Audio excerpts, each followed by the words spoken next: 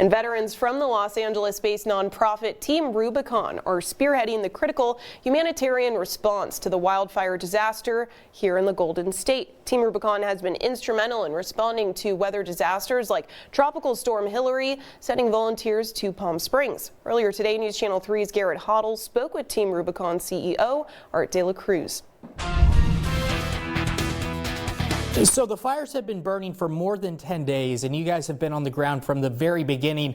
Where have you been? What are you doing right now? And what's the latest? As Palm Springs is a neighbor of Los Angeles, I think it's important to know that Team Rubicon is here helping where we can. And we've been doing a bunch of different tasks to alleviate the burden on those heroes, those firefighters who've been on the front lines for, a week now. So we've helped to move debris, in your neighborhood close to that in Riverside. We've had points of distribution when the power's turned off to distribute ice and water.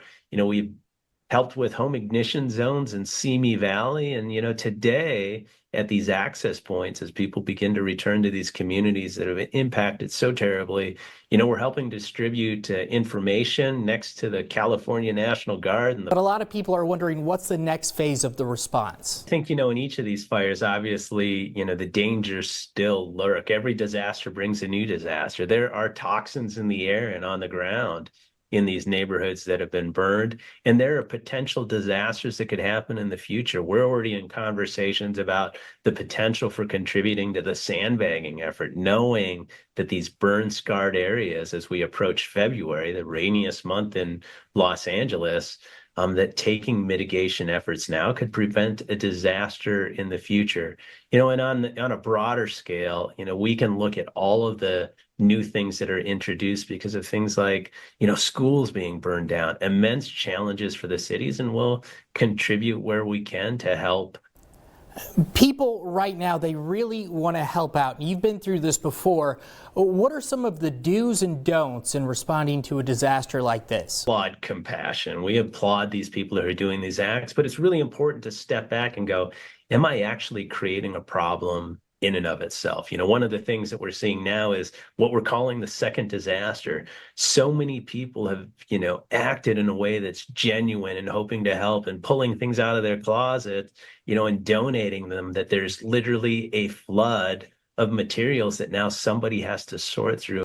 And so for the person that's sitting on the other side of the camera, maybe on their couch at home wanting to help, what's the best route they can take? It's much easier, and this is a do, to donate cash, to go to places like trusa.org and maybe make a donation or volunteer.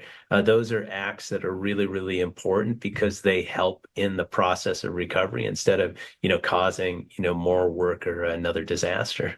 And this is kind of a broad one, but is there anything that you can point to or identify and you say, hey, News Channel 3, I think the person sitting on their couch at home should know this or know that? I know that's a broad question.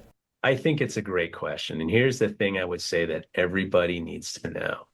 They need to know that they can be part of the problem if they're not doing the right things, and they can always be part of the solution. So prepare yourself and be prepared to help our neighbors. One thing disasters do is they bring out the best in the community around them. You can find out how to donate or volunteer in relief efforts across the state on our website at KS.